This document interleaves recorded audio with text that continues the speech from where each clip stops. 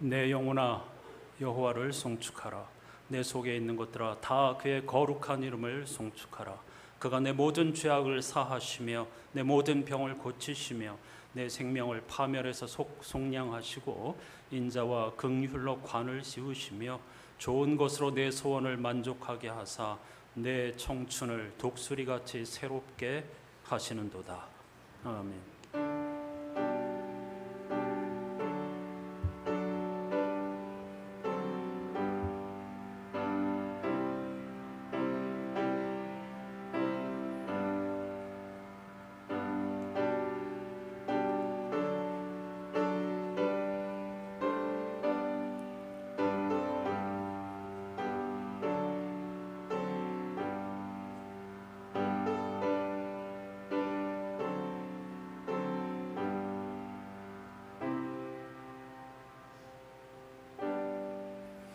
날마다 우리에게 강한 힘이 아닌 새 힘을 허락하여 주시는 하나님, 7월의 마지막 주일 예배자로 설 수 있게 해주신 것 진심으로 감사드립니다. 오늘 우리만 여기서 예배 드리는 것이 아니라 전 세계 모든 그리스도인 하나님의 다스리심 앞에 무릎 꿇는 것이 진정한 복이라는 사실을 고백하는 이들이 시차를 두고 드리는 이 예배 속에서 우주 만물이 하나님을 찬양하며 전쟁이 그치고 피조물의 탄식이 하나님의 구원의 완성을 향한 희망으로 변하는 놀라운 은혜와 기적을 맛보게 해 주시옵소서. 이 믿음의 눈을 들어야만 볼 수 있는 이 세계를 보는 우리 안산교회 교우들과 이 땅에 있는 모든 성도들이 되게 해 주시옵소서. 가만히 있어 하나님됨을 알지어다라고 하는 시편 지혜자의 고백은 인간은 그 어떤 방법으로도 생명을 창조할 수 없고 자연을 운행할 수 없고 그리고 구원에 관한 문제를 해결할 수 없기에 일상을 멈추고 하나님을 기대하며 바라라는 명령입니다. 이 안에서 세상이 줄 수 없고 빼앗아갈 수 없는 자유와 평화를 누리며 세상에 전하는 성도의 사명을 감당케 해주시기를 예수 그리스도의 이름으로 간절히 기원하옵나이다. 아멘.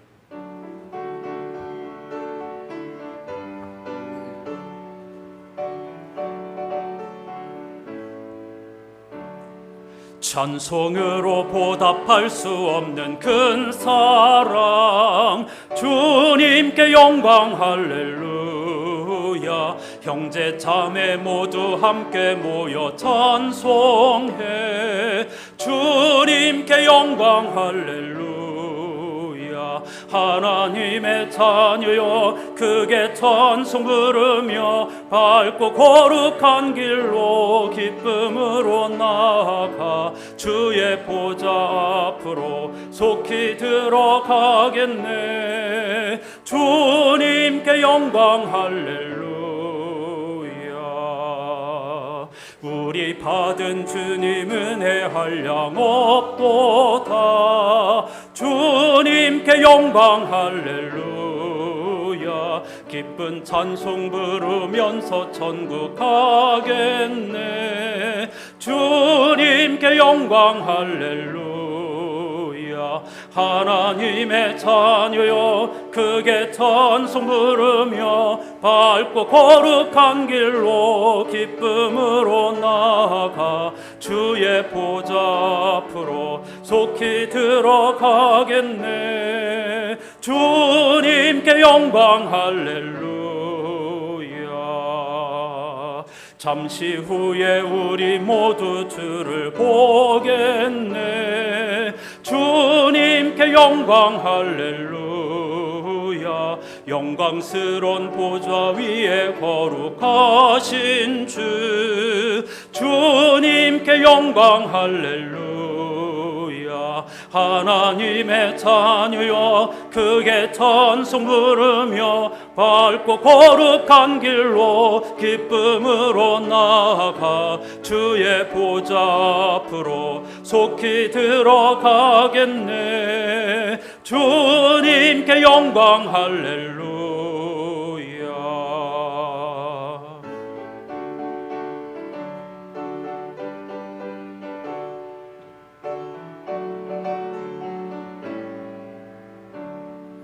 만국 백성 천국에서 소리 높여서 주님께 영광 할렐루야,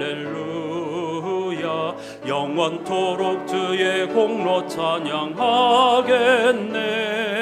주님께 영광 할렐루야, 하나님의 자녀여 크게 찬송 부르며 밝고 거룩한 길로 기쁨으로 나아가 주의 보좌 앞으로 속히 들어가겠네. 주님께 영광 할렐루야. 자리에 앉으시기 바랍니다. 오늘 공동기도는 복음서 본문 마지막 절 13장, 마태복음 13장 52절에 매우 어려운 말씀이 있습니다. 이런 까닭에 하늘나라의 제자가 된 율법학자마다 집주인과 같은데 그는 자기 창고에서 새 것과 옛 것을 꺼내 놓는 사람이다. 이런 주님의 말씀이 있습니다. 여기에 기초한 의미를 살펴보고 마지막 문장으로 함께 기도를 드리겠습니다.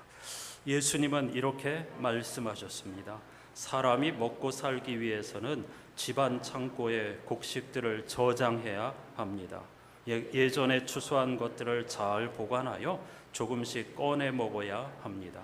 그런데 새롭게 추수한 것이 없어 계속해서 옛날 것만 창고에서 꺼내 먹을 수는 없습니다. 새해 농사를 짓고 햇곡식을 추수해서 다시 창고에 넣어야 합니다. 그래서 모든 창고 안에는 옛것과 새것이 함께 있는 법입니다. 하나님의 말씀을 알아가는 것도 마찬가지입니다. 전통의 해석이 과거의 사람들을 살렸다고 해서 후대 사람들에게 똑같은 해석이 적용될 수 없고 적용되어서도 안 됩니다. 전통은 존중되어야 하지만 옛것만 고수한다면 영혼은 굶어 죽고 말 것입니다. 아브라함의 하나님과 이삭의 하나님, 야곱의 하나님은 모두 동일한 한 분 하나님이시지만 매번 새롭게 나타나시고 새롭게 말씀하시는 하나님이십니다. 하나님의 말씀은 항상 새롭게 이해되어야 합니다. 그분의 말씀은 고정된 죽은 말씀이 아니라 살아있는 말씀이기 때문입니다. 하나님은 지금 이 순간도 말씀하고 계십니다. 그분의 말씀을 들을 귀 역시 살아있어야 합니다. 죽은 귀와 굳어진 청각으로는 익숙한 말씀만 계속 반복해서 듣게 될 것입니다. 새롭게 낯설게 말씀하시는 그분의 음성에 귀를 기울이세요. 들을 귀가 있는 사람만이 그분의 말씀을 듣게 될 것입니다. 주님, 우리에게 들을 귀와 듣고자 하는 갈망을 주세요. 아멘. 문제는 듣고자 하는 마음이 없는 것이죠. 우리가 아는 것에 과거의 지식 경험에 사로잡혀 있다면 하나님의 나라에 우리가 한 걸음 더 들어갈 수 없게 될 것입니다. 듣고자 하는 마음, 열린 마음, 들을 귀를 달라고 다 같이 침묵으로 하나님의 음성에 귀를 기울여 보십시다.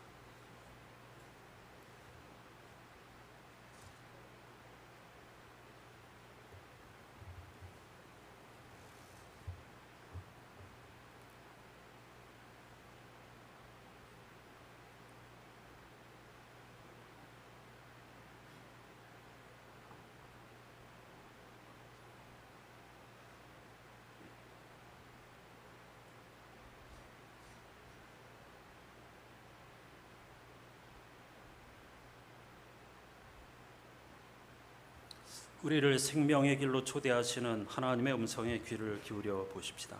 너희는 내 가르침을 듣고 돌아서거라. 보라, 내가 내 영을 너희에게 보여주고 내 말을 깨닫게 해주겠다.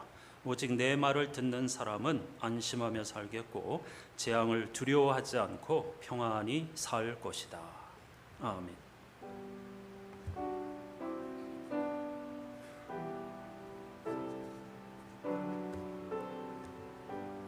그리스도인들이 믿는 도리를 사도신경으로 힘차게 고백하십시다. 나는 전능하신 아버지 하나님 천지의 창조주를 믿습니다. 나는 그의 유일하신 아들 우리 주 예수 그리스도를 믿습니다. 그는 성령으로 잉태되어 동정녀 마리아에게서 나시고 본디오 빌라도에게 고난을 받아 십자가에 못 박혀 죽으시고 장사되시어 지옥에 내려가신 지 사흘 만에 죽은 자 가운데서 다시 살아나셨으며 하늘에 오르시어 전능하신 아버지 하나님 우편에 앉아 계시다가 거기로부터 살아있는 자와 죽은 자를 심판하러 오십니다. 나는 성령을 믿으며 거룩한 공교회와 성도의 규제와 죄를 용서받는 것과 몸의 부활과 영생을 믿습니다. 아멘. 이번 주 성설과 포함된 시편 105편 말씀을 교독하지요.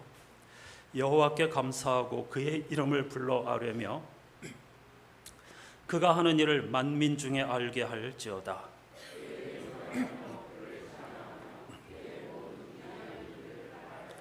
그의 거룩한 이름을 자랑하라. 여호와를 구하는 자들은 마음이 즐거울지로다.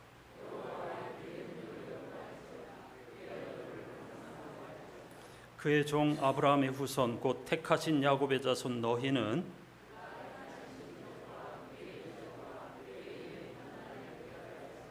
그는 여호와 우리 하나님이시라. 그의 판단이 온 땅에 있도다.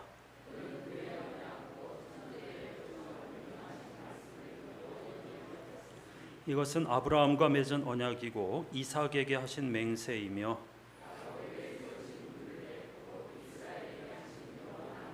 함께합니다. 이르시기를 내가 가나안 땅을 너에게 주어 너에게 할당된 소유가 되게 하리라 하셨도다. 주님이 하신 놀라운 일을 함께 찬양하십시다.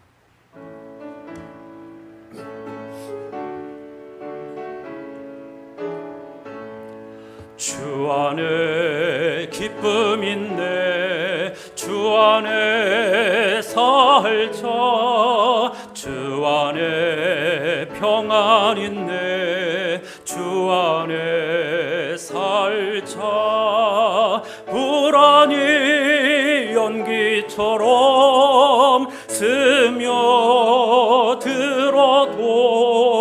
주 안에 사는 마음 기쁨 넘치네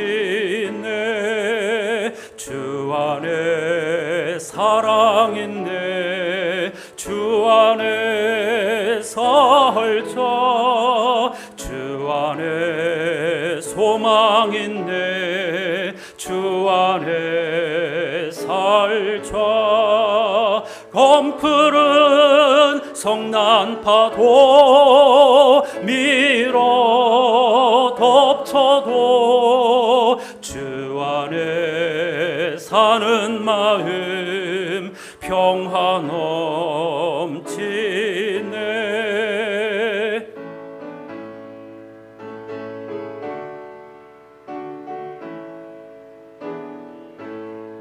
주 안에 영생 있네 주 안에 살자 주 안에 천국 있네 주 안에 살자 불길이 지옥처럼 솟아올라도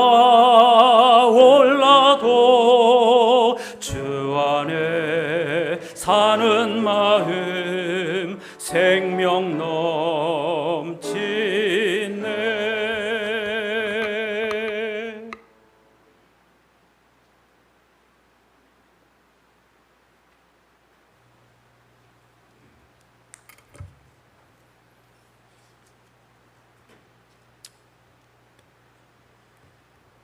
아버지께 참되게 예배하는 자들은 영과 진리로 예배할 때가 오나니 곧 이때라. 아버지께서는 자기에게 이렇게 예배하는 자들을 찾으시느니라. 하나님은 영이시니 예배하는 자가 영과 진리로 예배할지니라.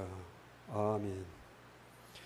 주여, 우리의 예배가 의무가 아닌 주님을 만나는 가장 귀한 시간으로 여기게 하시고 주일을 기다리는 설레는 마음을 허락하여 주소서.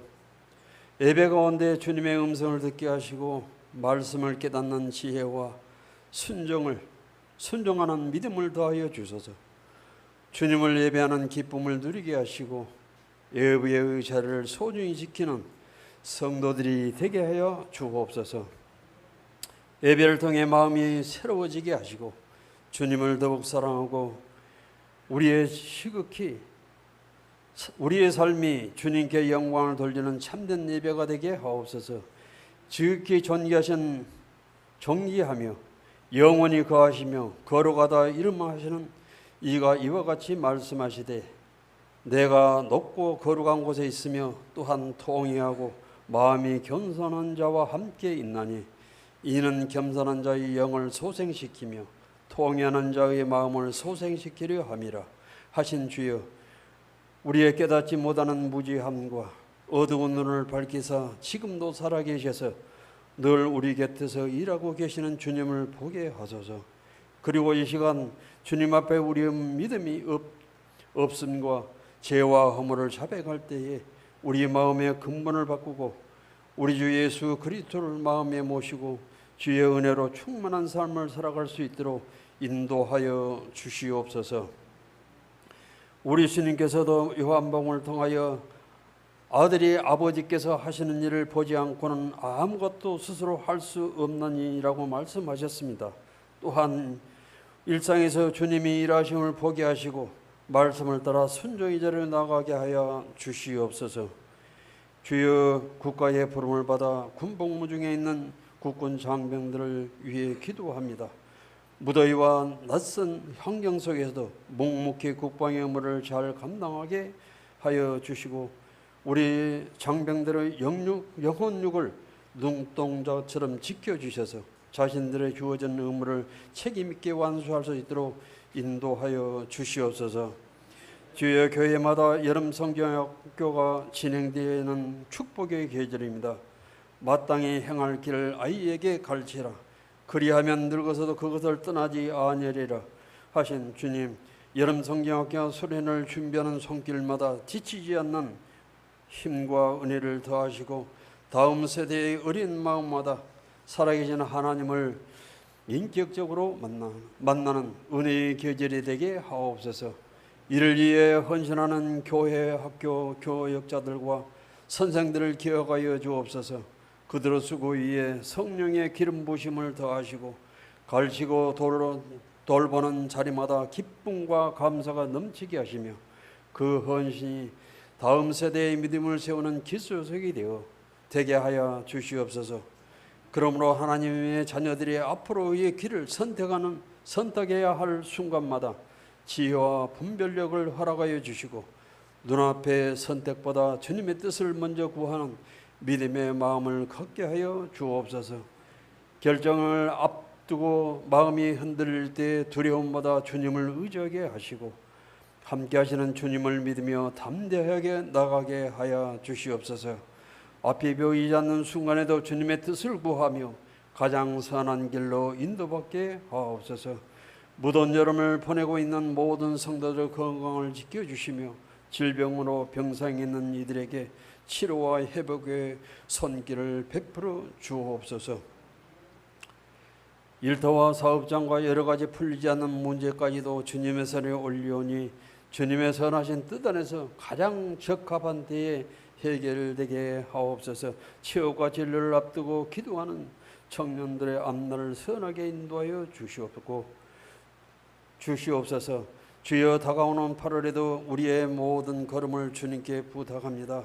앞날을 알 수 없어 불안해하기보다 주님의 인도하심을 믿게 하시고 어떠한 상황에서 말씀과 기도로 믿음을 지키며 살아가게 하옵소서. 주여, 이 나라의 위정자들을 붙들어 주소서.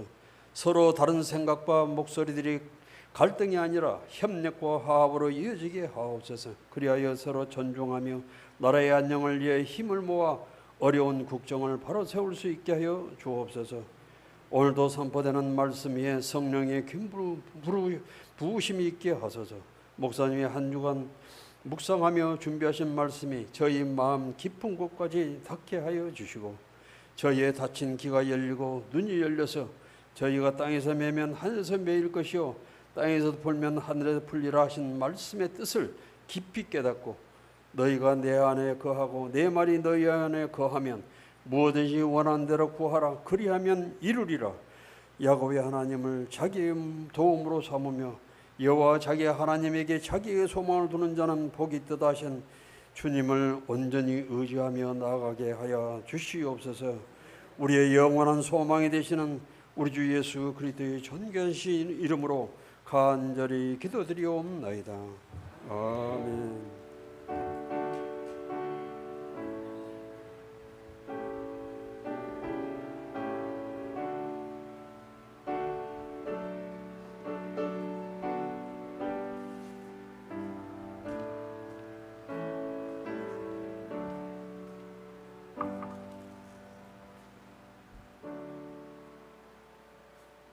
이제 모두 자리에서 일어나셔서 오늘 우리에게 주시는 하나님의 말씀을 경청하겠습니다. 성령 강림절 후 9번째 주일에 주시는 하나님의 말씀은 복음서 본문 마태복음 13장 44절에서 50절까지입니다. 새 한글 성경으로 읽겠습니다. 하늘나라는 밭에 감춰져 있는 보물과 같습니다. 어떤 사람이 그 보물을 발견하고는 그대로 감춰뒀어요. 그리고는 기뻐하며 가서 가진 것을 모두 다 팔아 그 밭을 삽니다. 또 하늘나라는 좋은 진주들을 찾고 있는 상인의 경우와도 같아요. 값나가는 진주 하나를 발견하고는 가서 가진 것을 모두 다 팔아서 그 진주를 샀습니다. 여기서부터 함께 읽죠. 또 하늘나라는 바다에 던져져 온갖 종류의 물고기를 모아들이는 그물의 경우와 같아요. 그물이 가득 찼을 때 사람들이 그물을 해변으로 끌어올렸습니다. 그리고 앉아서 좋은 것들은 골라 모아서 그릇에 담고 형편없는 것들은 바깥에 버렸어요. 세대 끝에도 그럴 겁니다. 천사들이 나가서 정의로운 사람들 가운데서 악한 사람들을 따로 추려낼 겁니다. 그러고는 그들을 불구덩이에 던져 넣을 것입니다. 거기서 그들은 울부짖으며 이를 갈 것입니다. 아멘. 자리에 앉으시기 바랍니다. 오늘 영상으로 함께할 찬양 찬송하는 소리 있어. 하나님의 선하심 헤세드 연애를 찬양하는 찬송 함께 하십시다.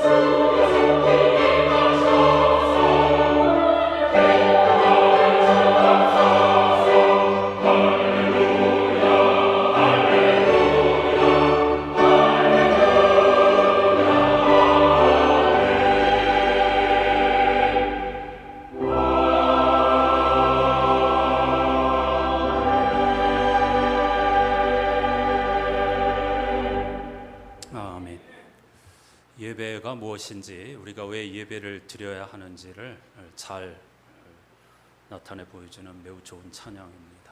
좀 익숙한 찬송이기도 한데요. 여러분 가정에서 이 찬송 가사를 한번 잘 토파보시면서 기도하시면 좋을 것 같습니다.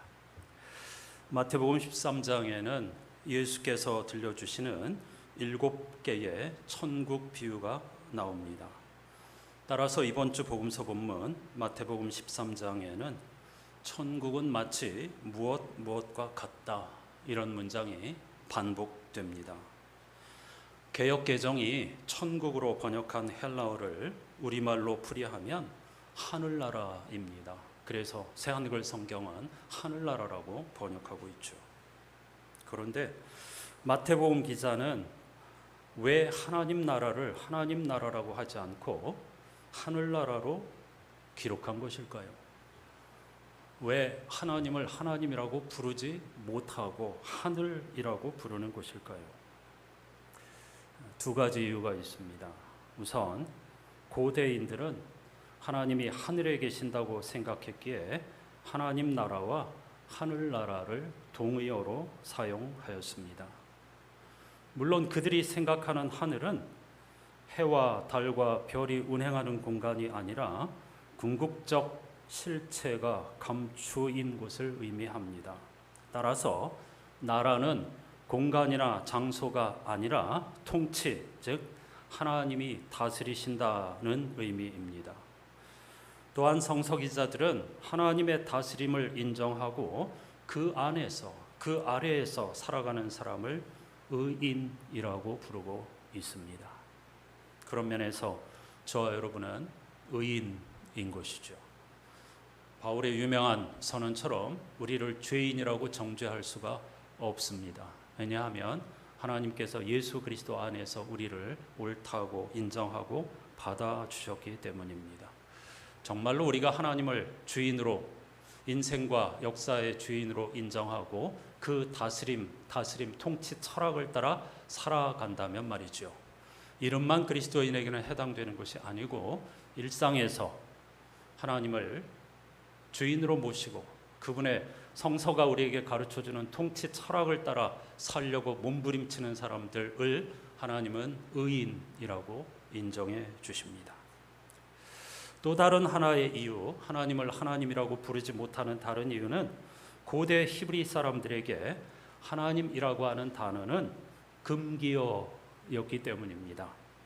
그들은 하나님이나 여호와라는 단어를 가장 거룩한 문자로 여겨 입에 올리지 않고 침묵하거나 하늘 혹은 천사라고 불렀고 심지어 사람으로 묘사하기도 하였습니다. 어떤 면에서 보면 신명, 하나님의 이름을 거룩하게 여기고 두려워하면서도 역설적으로 그분을 사람이라고 부르기도 했으니 불경한 것 아닌가, 이렇게 생각할 수도 있겠지만 그만큼 그들은 하나님이라고 하는 그 호칭 자체조차도 거룩하게 여겨 함부로 입에 올리지 않았다는 것입니다. 이번 달 제1독서와 메시지 성서로 읽고 있는 창세기의 야곱 이야기가 이런 상황을 잘 보여줍니다. 두 가지 사례를 떠올릴 수가 있겠습니다. 지난주 제1독서 본문이기도 했는데요. 야곱은 형 에서의 복수를 피해 하란으로 달아나는 길에 광야 한복판에서 한대잠을 자다 꿈속에서 하나님의 사자인 천사들이 부지런히 오르락 내리락 하는 지구라트의 계단을 보았습니다. 그리고 내가 너와 함께 있으마, 내가 너를 결코 버려두지 않으마 라는 하나님의 음성을 들었다고 보도하고 있습니다. 야곱은 하나님께서 부지런히 계단을 오르내리며 우리와 함께 하신다는 놀라운 깨달음을 얻었습니다. 하지만 성서 기자는 하나님을 보았다고 하지 않고 천사를 보았다고 합니다. 인간은 하나님을 볼 수 없기 때문이죠. 또 성서 여러 곳에서 하나님을 본 자는 다 죽는다고 했기 때문입니다. 위협이 아닙니다. 하나님과 인간 사이의 그 심원, 그걸 문학적인 은유로 하나님을 본 자는 살 수 없다, 다 죽는다, 이렇게 표현을 한 것이죠.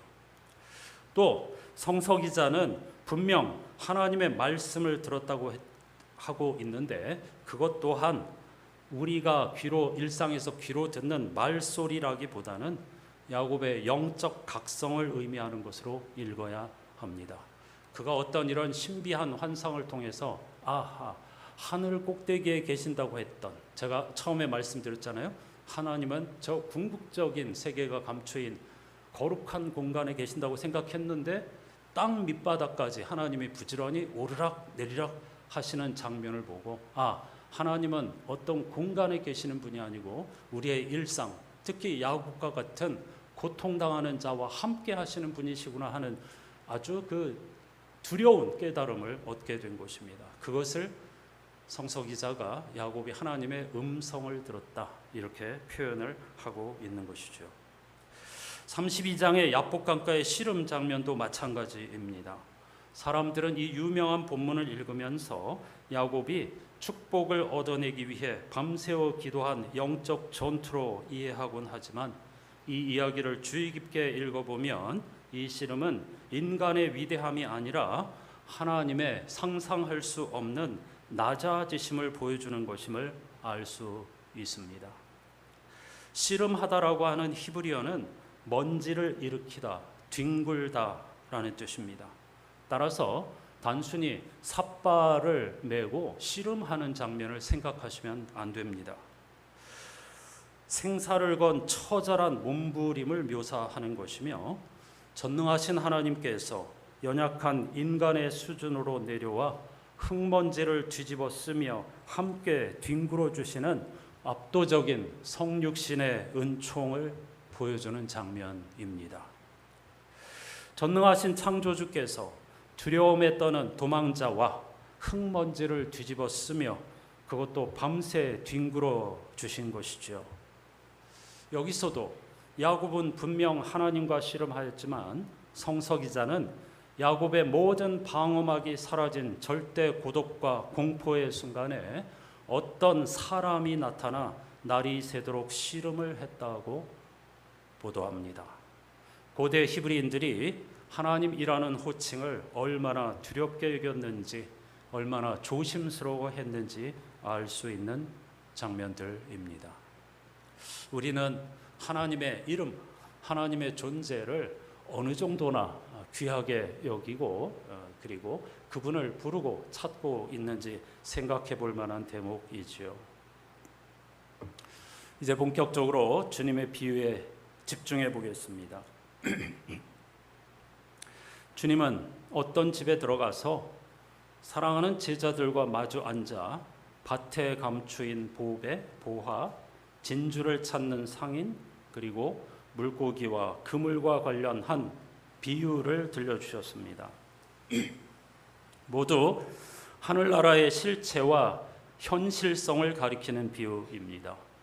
비유를 자세히 읽어보면 우리는 다 하늘나라를 저 먼 곳에 있는 이상적인 파라다이스 혹은 죽은 다음에 가는 어떤 공간이라고 생각하지만 이 비유들은 하늘나라는 지금 여기 일상에서 우리와 함께하는 곳이란다라는 교훈이 담겨 있습니다. 왜 주님은 비유로 하늘나라를 설명하셨을까? 지지난주에도 읽었고 제자들 역시 궁금해했잖아요. 왜 비유로 가르치십니까? 하늘나라는 비유 혹은 은유로밖에는 설명할 방법이 없기 때문입니다. 사실 문학과 예술도요 다 비유이며 은유로 표현하는 것입니다. 그래서 결코 이상한 것이 아닙니다. 궁극적인 실체, 과학적으로 설명할 수 없는 것들은 모두 비유나 은유로밖에 설명할 길이 없는 것이죠. 따라서 주님은 인간의 지혜나 기술로 접근할 수 없는 생명 현상과 그 생명의 능력을 가리켜서 하늘나라라고 말씀하고 계시는 겁니다. 밭에 감추인 보화와 진주는 모두 귀하다라는 공통점이 있습니다. 그렇죠? 그러므로 귀하기 때문에 그들은 자기의 전 재산을 팔아 그 밭과 진주를 샀다는 거죠.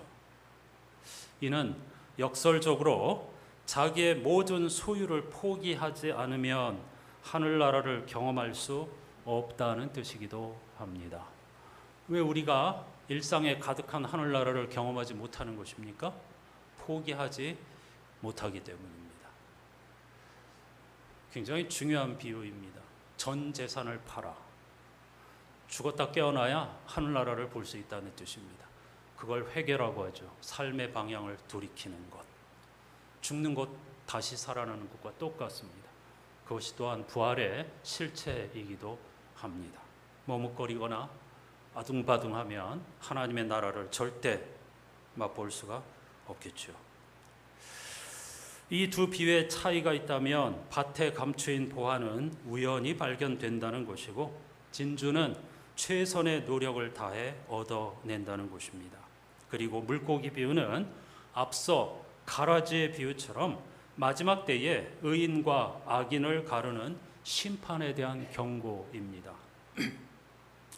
주님은 이 세 가지 비유를 통해 하늘나라는 죽은 후에 가는 장소가 아니라 우리 일상에 아주 가까이 있어서 우연한 기회에 발견될 수도 있고 때로는 힘써 찾아야 할 수도 있다고 말씀하시는 것입니다.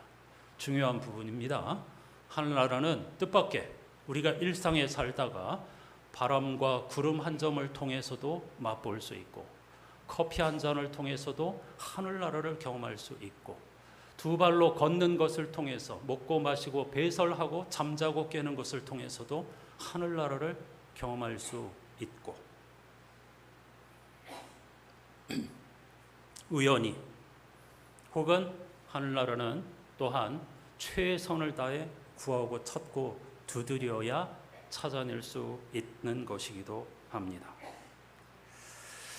끝까지 또한 세 번째 비유를 통해서 끝까지 희망 가운데 지난주에 읽은 로마서 8장 25절 말씀 바울의 유명한 선언처럼 희망 가운데 인내하며 흔들리지 말고 믿음을 지키라고 우리를 격려하고 북돋고 있는 것입니다. 그런데 복음서 본문 마지막 부분 51절을 보면 예수께서 이 세 가지 비유를 말씀하신 다음에 제자들에게 너희들 내가 지금 말한 비유를 다 이해했니? 라고 물으셨습니다. 근데 제자들이 지체하지 않고 뭐 그런 당연한 질문을 하십니까? 라는 반응을 보인 겁니다. 당연하죠. 우리는 다 이 비유를 이해했습니다. 라고 제자들이 대답했습니다. 근데 여러분 이 비유를 꼼꼼히 읽어보십시오. 우리에게는 라고 대답하기가 쉽지 않습니다. 다 무척 어렵습니다. 말도 안 되는 이야기를 예수께서 하고 계시는데 제자들은 당연하죠. 무슨 말인지 당연히 알죠. 우리는 못 알아듣습니다. 이상하다 라고 질문하게 됩니다. 왜? 2000년의 간극이 있기 때문입니다. 그래서 성서 읽기가 쉽지 않습니다. 이 예수 그리스도의 비유는 2000년 전 1세기 팔레스타인 땅과 문화의 배경에서 읽어야 합니다. 따라서 당시 제자들은 무슨 말씀을 하시는 것인지 즉각 알아차렸지만 2000년 후의 시대를 살아가는 우리, 자본주의의 노예가 되어 살아가는 우리는 이 비유를 도무지 이해할 수가 없는 것이죠. 여러분이 만일 길을 가다가 땅속에 묻힌 보화를 발견했다면 어떻게 하시겠습니까? 얼른 들고 가서 돈으로 바꾸겠죠. 아니면 뭐 주식 투자를 하시든가 부동산 아파트를 사시든가 그러겠죠. 굳이 숨겨두고 전 재산을 털어 그 땅을 산다? 우리에게는 이해할 수 없는 일이죠. 하지만 1세기 팔레스타인의 시골에는 예수께서 활동하셨던 가난한 자들의 동네에는 아직 물건을 사고 파는 시장이 없었습니다. 그리고 만일 어떤 재산이 있다, 뭐 금덩어리가 하나 있다, 은덩어리가 하나 있다고 해도 그걸 들고 나가면 강도를 비롯한 매우 위험한 상황이 항상 준비되어 있었습니다. 그러니까 만일 당시에 어떤 보화를 가지고 있다면 그냥 숨겨두고 속으로 자랑하는 것이 전부였습니다. 나 그래 가난해 보이지만 그래도 나 보물이 있다. 뭐 금덩어리가 한 개 있다. 뭐 이러면서 말이죠. 그게 가장 안전하게 그것을 지킬 수 있는 방법이었습니다. 더 중요한 것은 당시에는 부자 되겠다는 욕심이 없었습니다. 우리는 지금 물신의 노예, 바알의 노예가 되어서 허덕이며 살고 있지만요. 부자 되세요가 가장 좋은 인사, 얼마나 비극인지 모릅니다. 천박한 인사죠. 당시 사람들에게는 가족들이 굶지 않고 먹고 살기만 하면 그것으로 충분하다고 여기는 세상이었습니다. 따라서 가져다가 팔고 뭐 그럴 공간도 없었고 그럴 이유도 없었던 거죠. 또 당시에 땅을 산다는 것, 이 전 재산을 팔아가지고 땅을 고아가 값진 땅을 샀다고 하는데 땅을 산다는 것은 최고 권력자들에게나 해당되는 평민들에게는 먼 나라 이야기였습니다. 물론 유대인들에게 땅은 하나님의 것이라는 믿음도 있었지만 가난한 사람들이 무슨 제도로 땅을 살 수가 있겠습니까? 따라서 예수께서는 이 첫 번째 비유를 통해서 당시 대부분의 청중이었던 제자들과 농부들에게 언제나 마음과 영혼에 품고 기뻐하며 이웃에게 자랑할 수 있는 것이 바로 하늘나라란다 라고 말씀하고 계시는 것입니다. 부자들이 사고 팔 수 있는 재물 아니고 또한 권력자들에게 부당하게 당하는 삶에서 해방과 자유를 누리는 것이 하늘나라란다 이렇게 가르치신 것입니다. 높은 하나님 나라를 바라보면서 그 하나님 나라의 가치를 누리고 살기를 바란다라고 말씀하시는 것이죠. 두 번째, 진주의 비유도 우리가 이해할 수 없는 부분이 많이 숨겨져 있습니다. 앞서 말씀드린 것처럼 1세기 팔레스타인에서 대부분의 마을은 시장 자체도 없었고 따라서 물건을 사고 파는 상인은 매우 드문 직업이었습니다.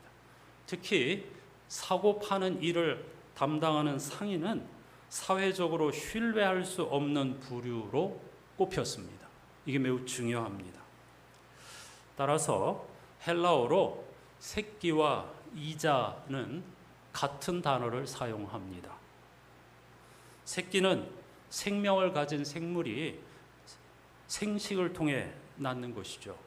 그래서 생물 혹은 인간이 새끼를 낳는다 하는 것은 지극히 자연스러운 일입니다. 그런데 인간이 그렇게 사랑하는 돈은 생명도 없고 생식을 하지도 않는데 굴리면 이자를 낳습니다. 우리야 당연하지. 내가 가진 거 투자해가지고 이자를 얻는 게 왜 뭐가 문제고 뭐가 잘못이야? 라고 생각할 수 있겠지만 고대인들은 이와 같은 행위를 창조 질서를 거스르는 것이라고 여겼습니다.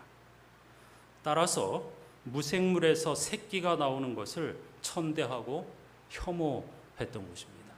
물질을 통해서 이자를 얻는다? 인간이 할 짓이 아니야. 하나님의 창조 질서를 거스르는 거야. 따라서 이런 이자를 받고 돈을 꾸어주거나 혹은 물건을 사고 파는 것을 통해서 땀 흘리지 않는 이익을 얻는 사람들을 아주 천박한 사람들로 멸시했던 것입니다. 여기서 아주 중요한 교훈이 있습니다.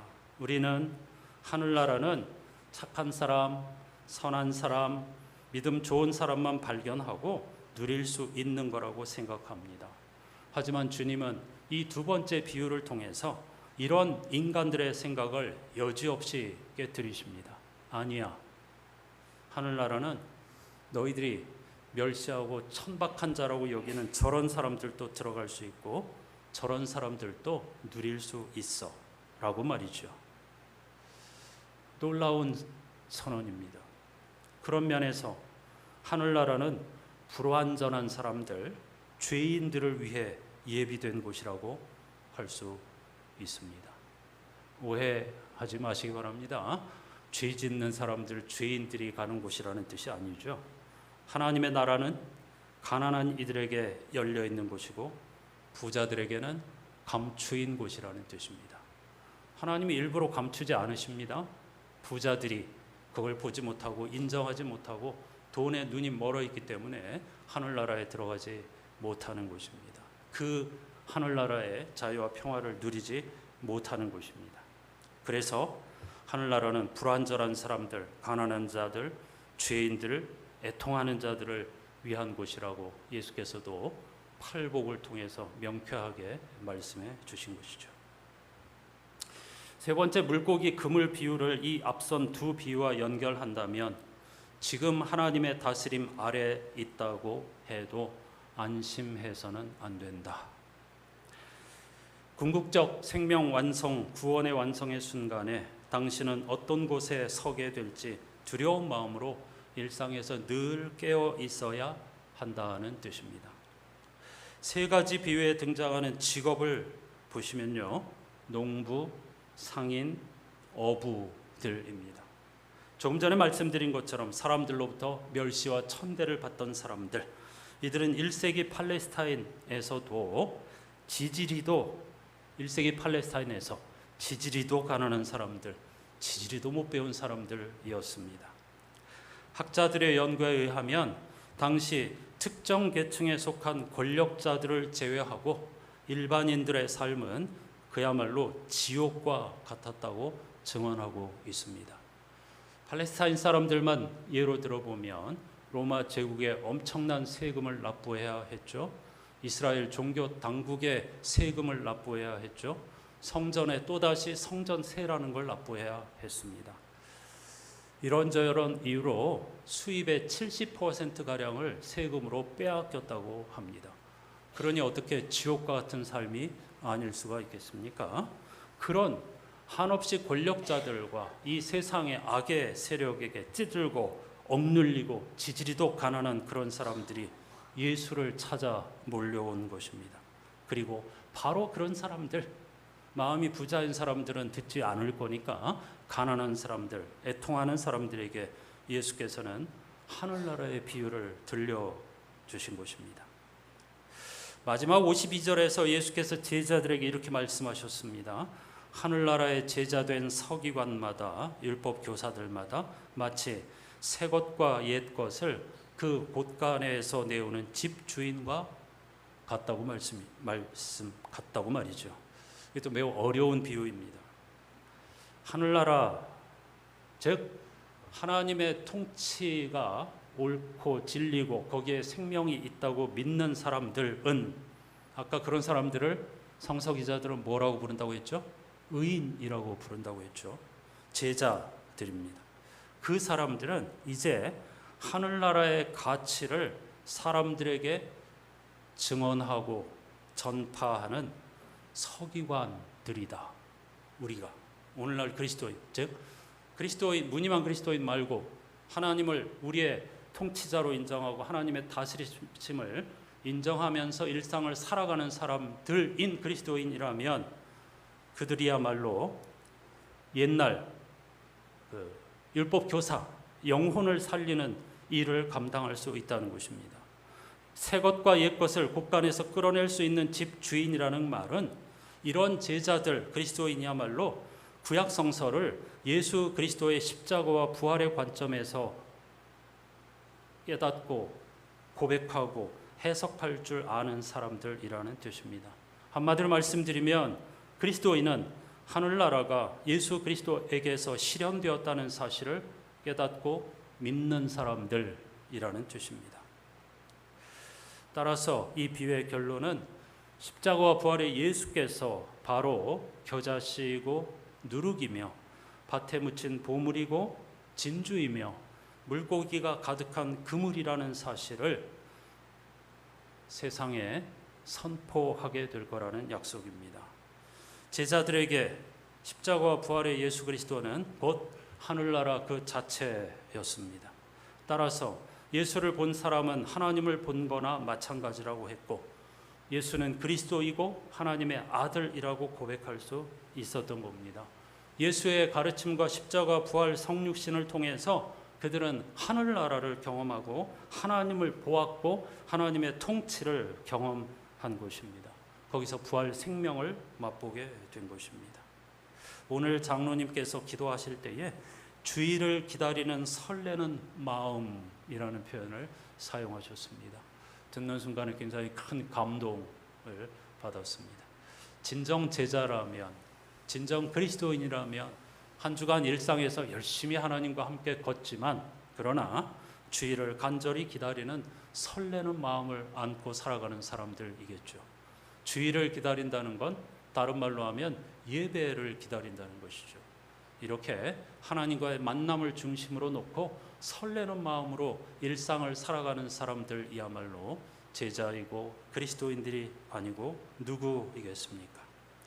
정용섭 목사님은 여기서 한 걸음 더 들어가서 예수의 제자로 살기로 결단한 우리 그리스도인들이 곧 겨자씨고 누룩이고 밭에 묻힌 보화라고 설교했습니다. 나같이 부족한 사람이? 그러나 이게 복음입니다. 현재는 씨앗에 불과하지만 땅에 심기면 새들이 깃들일 수 있을 만큼 큰 나무로 자라는 겨자씨와 같다고 하나님께서 우리들에게 희망을 불어넣고 계십니다. 연약해 보이지만 가루 서말을 전부 다 부풀게 하는 누룩과 같은 존재가 되어달라고 우리에게 당부하고 계시는 것입니다. 10월달 말씀잔치의 강사인 최준 목사님은 오늘 이 세 가지 비유를 읽고 이렇게 해석하였습니다. 여러분에게 드리는 말씀입니다. 하나님의 어루만지심이 당신에게 있기를 빕니다. 당신이 매일 걸어가는 그 일상의 밭에서 하나님의 손길을 보화처럼 만날 수도 있고, 하나님의 도움을 힘써 찾는 사람도 분명 만날 수 있을 겁니다. 다만 지금 만난 하나님의 손길과 도움에 만족하지 마십시오. 우리가 사는 바다 같은 세상과 교회 안에는 선한 자와 악한 자가 뒤섞여 있습니다. 그러므로 세상 끝날에 바로 당신이 하나님의 선택을 받는 행복자가 되시기를 바랍니다. 오늘 선곡한 찬송은 427장 마음 가난한 사람입니다. 이 비유의 청중은 다 지지리도 가난한 사람들이라고 했죠. 오늘날 하나님의 나라를 향하여 삶의 방향을 돌이킬 수 있는 사람도 가난한 사람들 뿐입니다.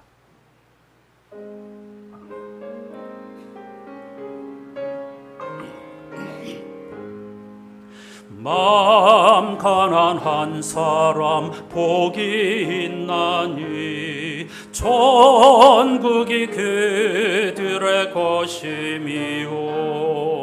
늘 애통하느니 복이 있나니 그들이 위로를 받으리라.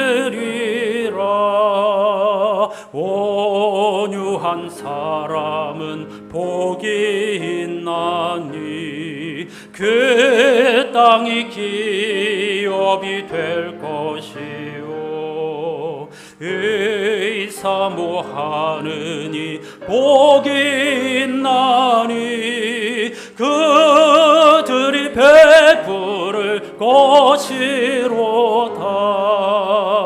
긍휼히 여기면 복이 있나니 긍휼히 여김을 받으리라.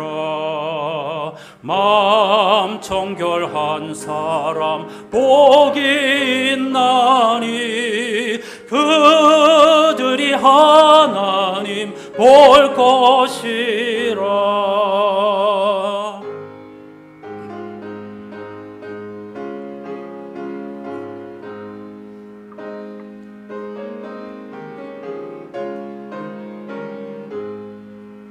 화평케 하느니 복이 있나니 그들이 하나님 아들이요.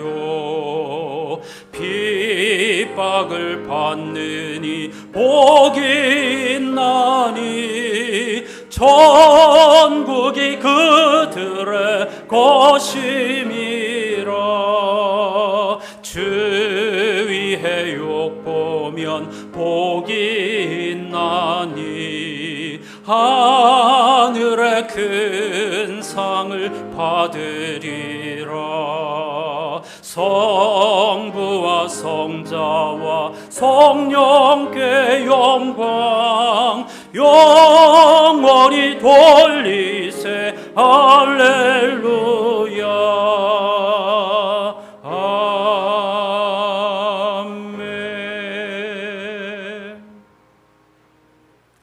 여러분, 지난주일 로마서 8장 읽을 때에 바울이 희망에 대해서 이야기했습니다. 희망이 구원의 조건이 아니라고 했죠. 그리스도인의 희망은 구원받은 사람들이 일상에서 살아가는 상태를 의미하는 것입니다.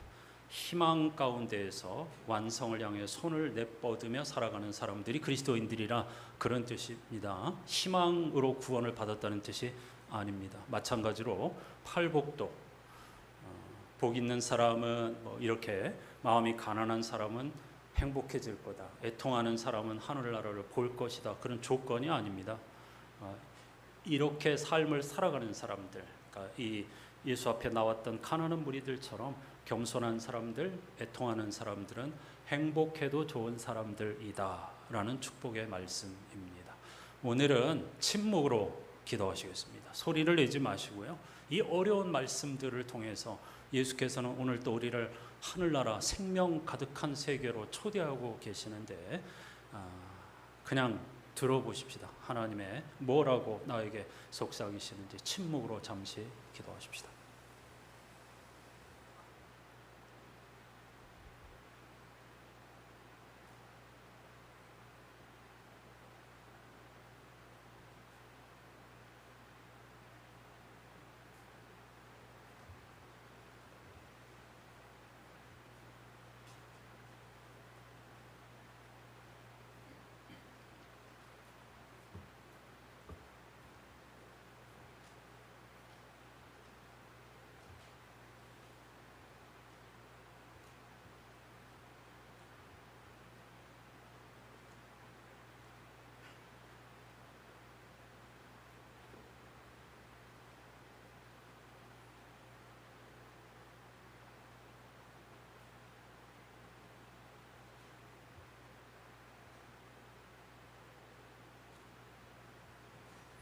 전능하신 하나님, 우리에게 소리와 언어를 주셔서 서로 소통할 수 있게 해주시고 하나님을 다양한 모습으로 찬양할 수 있게 해주신 것 감사드립니다.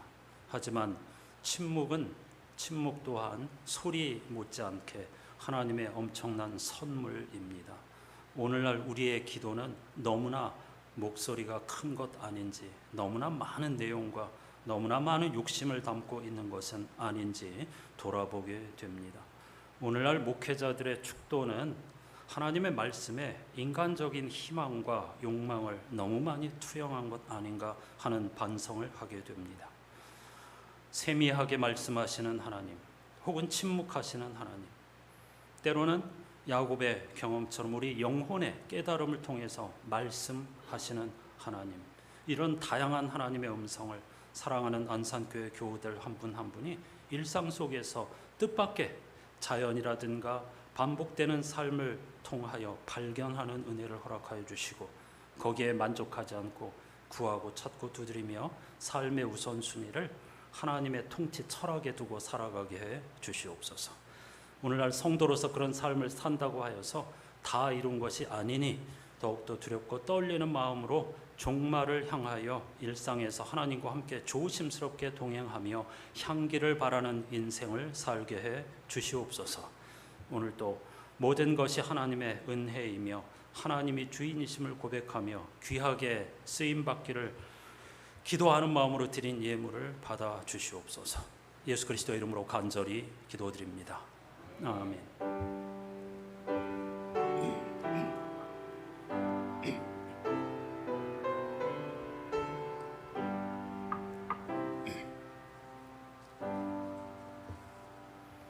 이렇게 인사하십시다. 지금 여기가 바로 하늘나라입니다.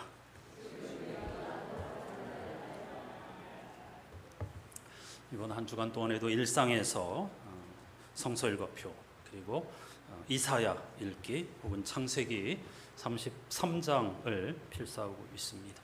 이런 말씀들을 통해서 때로는 침묵 가운데서 말씀하시는 하나님의 음성, 때로는 어떤 우레소리처럼 들리는 깨달음, 이런 걸 통해서 야곱처럼 깨닫고 두려워하고 기뻐하고 감사하며 하나님과 동행하는 행복자들이 되시기를 다시 한번 주님의 이름으로 축복합니다. 예배 후에 정기 당회로 모이고요. 오늘은 나눔주일 구역별 모임을 갖는 날인데요. 우리 교회는 11월 첫째 주일을 추수감사절로 예배드리죠. 올해는 구역별로 지나온 삶, 지금까지 지내온 것 주의 크신 은혜임을 고백하는 하면서 어린아이 같은 마음으로 찬양하고 율동하는 시간을 준비하려고 합니다. 오늘부터 10월 말까지 구역 모임에서 열심히 어떤 모습으로 어떤 몸짓으로 하나님의 은혜 감사를 표현할까 머리를 맞대고 노력 한번 준비를 잘 해 주시기를 바랍니다. 장소 참고하시고 자유롭게 장소를 선택하셔도 되겠습니다. 돕는 분들이 여러분을 도와주실 것입니다. 그냥 무턱대고 알아서 하십시오가 아니니까 염려하지 마시고 석 달가량 열심히 잘 준비해 주시기를 바랍니다. 오늘 구역 모임할 때 떡이 준비되어 있는데요. 성상봉 목사님과 전명자 사모님 가정에서 자녀들이 잘 성장하고 있는 것 감사합니다. 여러분들이 기도해 주셔서 감사합니다 하는 마음으로 오늘 여기 함께 하지는 못했지만 좋은 맛있는 떡을 제공해 주셨습니다. 그 가정을 위해서도 기도해 주시고 즐겁게 나누면서 준비해 주시길 바랍니다. 삼복도의 한복판에서 이번 주 토요일과 다음 주일 아동부 여름 성경학교가 있습니다. 간절한 마음으로 기도해 주시고 여러 가지 모양으로 협력해 주시기를 바랍니다. 다음 주일은 이삭주기 헌금 주일입니다. 선한 마음으로 동참해 주시기를 바라면서 다 같이 일어나셔서 찬양하고 축도하겠습니다.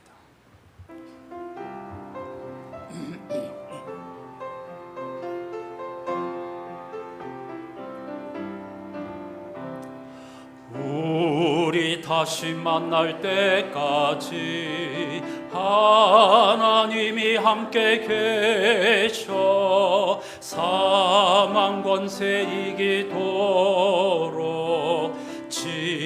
지켜주시기를 바라네. 다시 만날 때 예수 앞에 만날 때 다시 만날 때 그때까지 계심 바라네. 다시 만날 때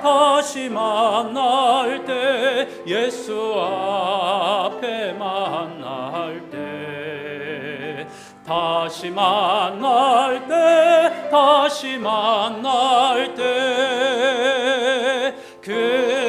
그때까지 계심 바라네.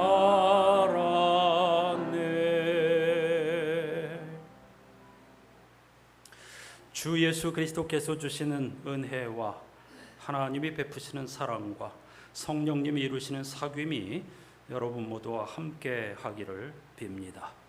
아멘.